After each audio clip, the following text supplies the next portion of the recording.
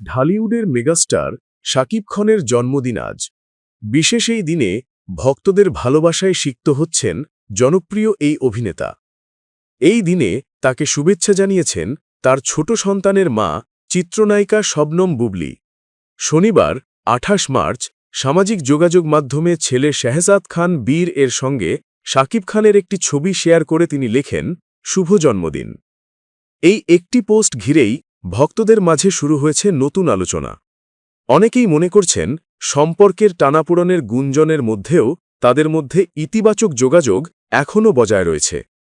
এর মধ্যেই নতুন করে শোনা যাচ্ছে দ্বিতীয় সন্তানের জন্ম দিতে বর্তমানে যুক্তরাষ্ট্রে অবস্থান করছেন বুবলী। যদিও এই বিষয়ে এখনও আনুষ্ঠানিকভাবে কিছু জানাননি তিনিই বা শাকিব খান, ফলে ভক্তদের কৌতূহল আরও বেড়েছে। সম্প্রতি এক পডকাস্টে ব্যক্তিগত সম্পর্ক নিয়ে খোলামেলা কথা বলেন বুবলী। সেখানে তিনি জানান, তাদের মধ্যে মাঝে মাঝে ভুল বোঝাবুঝি বা অভিমান তৈরি হলেও তা আবার ঠিক হয়ে যায়। বিচ্ছেদের গুঞ্জন প্রসঙ্গে স্পষ্ট করে তিনি বলেন, তাদের কখনো ডিভোর্স হয়নি।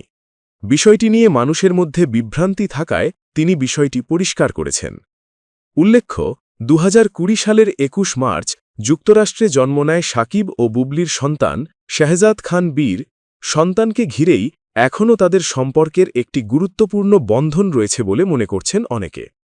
সব মিলিয়ে জন্মদিনের এই শুভেচ্ছা বার্তা শুধু আনুষ্ঠানিকতা নয়, বরং সম্পর্কের এক নরম দিকের ইঙ্গিত বলেই দেখছেন ভক্তরা।